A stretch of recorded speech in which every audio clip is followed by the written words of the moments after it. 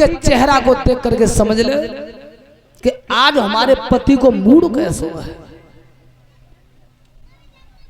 हमारे पति का मूड कैसा है, सुख है या दुख है। टकटकी बांध के देख रही थी। जब राजा नजदीक आए हैं, पहचान गई रानी बिंदुवती कि आज कछ न कछ बात है। क्या? लगी है जगू देख रूप मन गासी, लगी है जगू देख रूप मन गासी, लगी है जगू देख रूप मन गासी, लगी है जगू देख रूप मन गासी।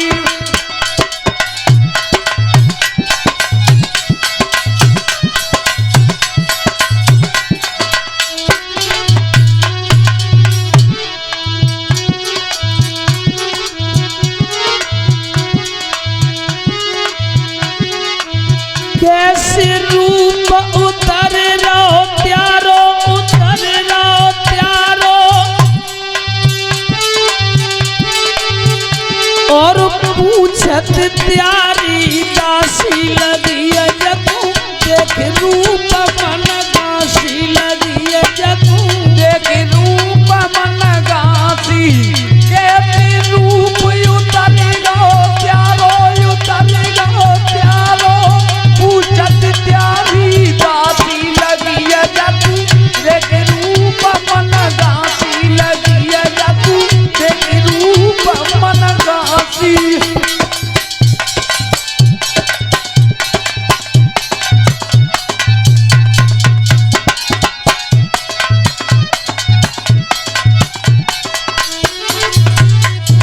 ध्यान रखना, जब राजा मानधाता पास पे आए हैं, पलंग पे बिठाया है, उतर देव सासु के बेटा, सासु के बेटा, कैसे छाई रही रूप उदासी, लगी है जगू देख रूप मन गासी, लगी है जगू देख रूप मन गासी। उतर देव सासु के बेटा, सासु के बेटा, आई रही रूप उदासी, लगी है जगू देख रूप मन गासी, लगी है जगू देख रूप मन गासी। ध्यान रखना, ये महाभारत में प्रश्न आता है कि परदेश में मित्र कौन होता है और घर में मित्र कौन होता है। परीक्षित महाराज, परदेश का मित्र होता है कौन? उसे कहते हैं विद्या। अगर तुम पढ़े लिखे हो,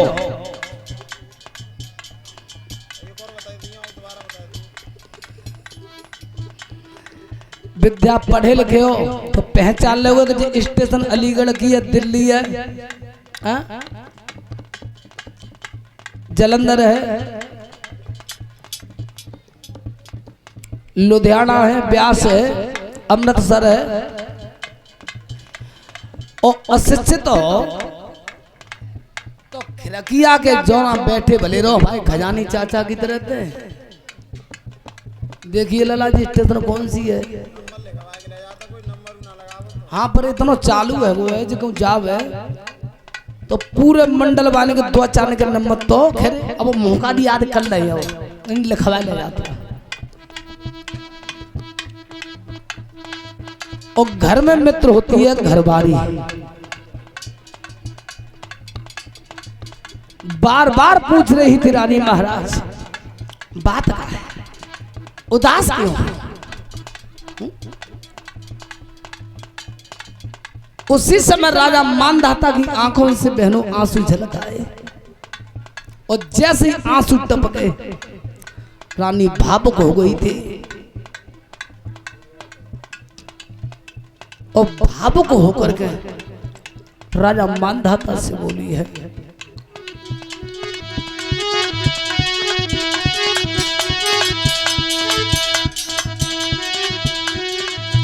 कैसे मनहीन ओ राजा, कैसे मनहीन ओ राजा, कैसे मनहीन ओ राजा, कैसे मनहीन ओ राजा।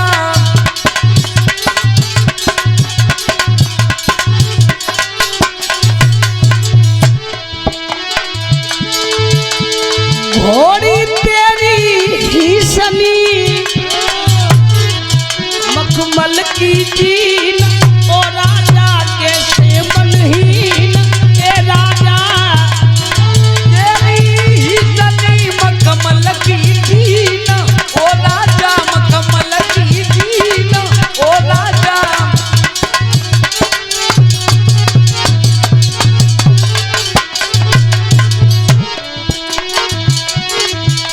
सुंदर बदन फूल जसो चेहरा,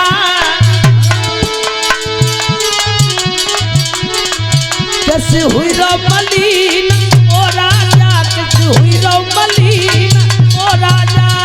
सुंदर बदन फूल जैसा चेहरा, कैसी हुई गौ मलीन ओ राजा, कैसे मनहीन ओ राजा। भाइयों ध्यान रखना, आ रानी बिंदुवती ने नाना भांत से अपने पति से पूछा है, नाथ इतने दिन हो गए मैंने तुम्हें आज तक रोते हुए नहीं देखा, नाथ आज रोने का कारण क्या है?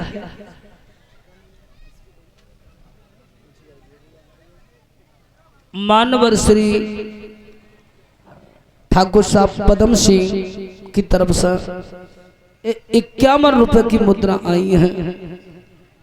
कामना करेंगे कि हमारे दादा के हाथ धर्म की ओर बढ़ते रहे, सदैव ठाकुर जी की असीम कृपा बनी रहे। बोलिए आनंद कंद भगवान की।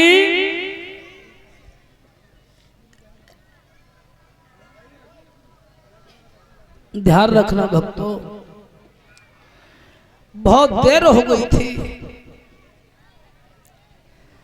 अंत में राजा मानधाता ने रानी बिंदुवती से प्रश्न किया है, हे भद्रे, जो अपने यहाँ पर महात्मा ठहरे हुए हैं, आहा का कोई महात्मा ने ऐसी बात कह दी? नहीं। क्या बताऊं रानी बिंदुवती, मुंह पे बात कही तो जाते ना है और कई बिना रहा भी नहीं जाता है। जो अपने चौखट पे महात्मा रह रहे हैं, उनके इलाज में मैंने सारा धन खर्च किया है, फिर भी बीमारी नहीं मिट सकी। हे भद्रे, तो जब कोड़ी बाबा और 16 साल की बाई अपनी चौखट पे आज विदा होके जा रहे, तो मैंने मार्ग में रोक लिया था और मैंने हाथ जोड़ के निवेदन किया था, श्रीमन कुछ दिन के लिए और रुक जाओ, मैं इलाज तुम्हारा और कराऊंगा। उस कोड़ी महात्मा ने कहा, मेरी बीमारी मिटने का एक ही उपाय है। तो मैंने उन्हें उपाय पूछा था। उस कोड़ी महात्मा ने खुले शब्दों में कहा है, भद्रे, कि तेरी रानी बिंदुवती के उदर में 6 मास का पुत्र है, तलवार लेके चला जा, खींच के तलवार उदर में मार दे। 6 महीने के बालक को निकाल ला और 6 महीने का पुत्र भी काटा जाएगा, कट के खून इस फोरा पर चढ़ेगा, बीमारी मिट जाएगी। तो हे धर्मप्रिया, मैं इस कारण बस रो रहा हूं कि इन हालातों में हे भद्र में क्या करूं क्या न करूं। मुझे दुख इस बात का नहीं है कि मेरा सारा धन खर्च हो गया, दुख इसी बात का है कि इस जटिल समस्या में क्या करूं क्या न करूं, इसलिए मैं रो रहा हूं। साड़ी से महाराज के आंसू को पोंछा रानी बिंदुवती ने और ठट्टरी मार के हंस गई थी। महाराज राजा ने की क्यों? तो हंसी आ रही है और मोह प्राणन के लाले पर रहे हैं। कहने लगी है महाराज हंसी तो मोह जाबा तब आ रही है क्या?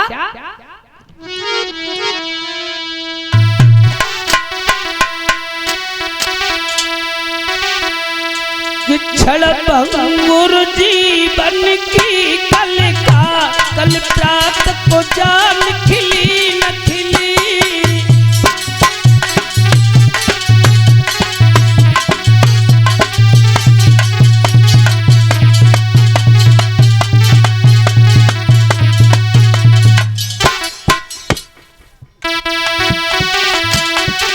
मानवर श्रीमान श्री राय सिंह फौजी जो कुआ गांव से आए हैं 2 से 1 रुपए की मुद्राओं से भैया में सम्मानित कर रहे हैं।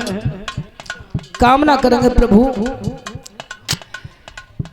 इनके ऊपर भोले बाबा की असीम कृपा बनी रहे, घर धनधाम से भरपूर रहे। बोलिए सतगुरुदेव भगवान की।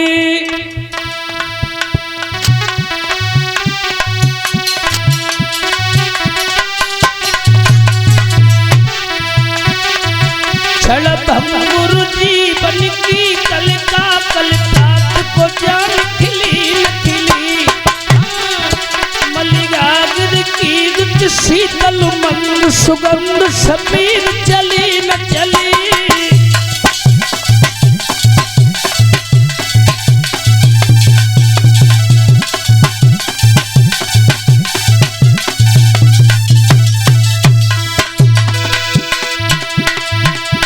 काल कुठार लिए फिरता तन नम चोट झिली न झिली। बदले हर नाम यरी रसना फिर अंत समय पहली नहीं।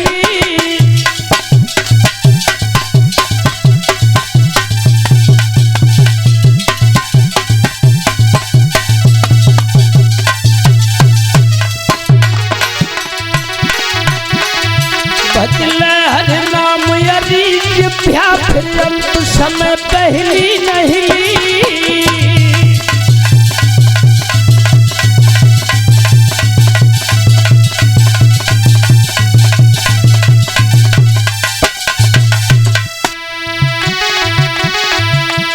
दुल्हा करियो हर को भजन ही अन 2 दिन को मेला है। स्वामी करियो हर को भजन ही अन 2 दिन को मेला है।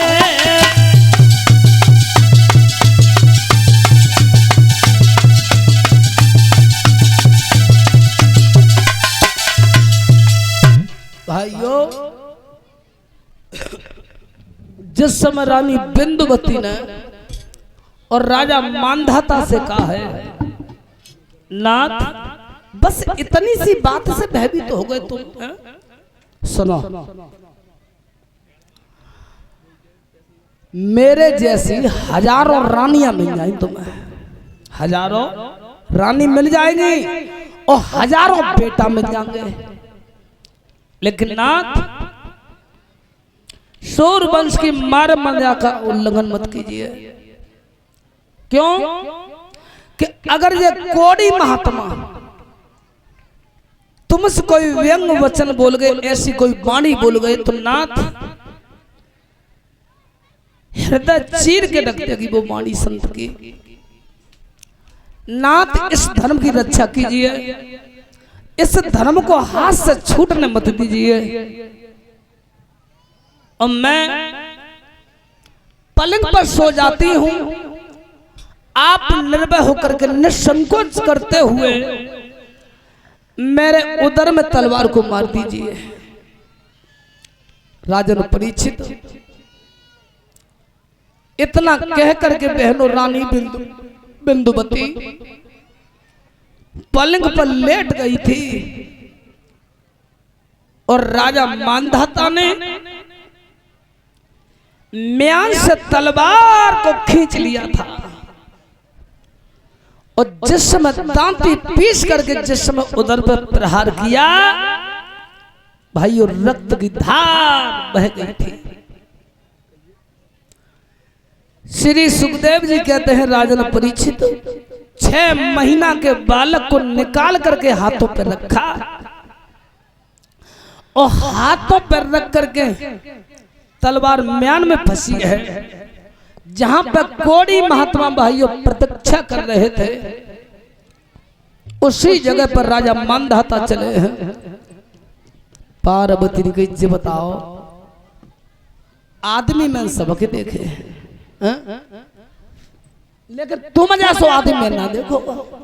आज क्या दिन है गए जब फोरा को बहानों बना ढूंढ रहे हो, का कहना मरवादी रानी अब छाती ठंडी है गई कटवाई गई जी बालक लेके राजा मानधाता रो का करे जब बालक के कटवा रहे हो मान जाओ बे धर्म के खंबा तो दिखाई ना तुमने क्या तरह नाटक बना ढूंढ रही हो गई। पार्वती माँ जैसे आंख टेढ़ी सी बिजली गई चुप राजा रो सुन ले मानो चुप रही। अब उतर मंदी है अब मैया पे शांत आ गई।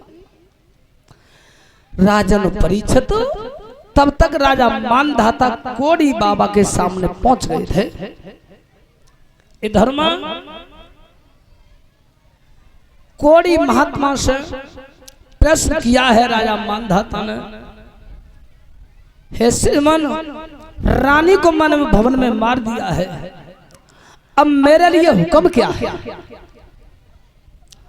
कोड़ी महात्मा ने की चौ कान काए तूने सुना नहीं जी बात तो मैंने तो पहले ही बता दी। कब बालक काटो जाओ कट के खून जा फोरा पे चढ़ो तब बीमारी मिटेगी। राजन परीक्षित हृदय टूट रहा था और तब कौन सा कर्म किया है राजा मानधाता ने।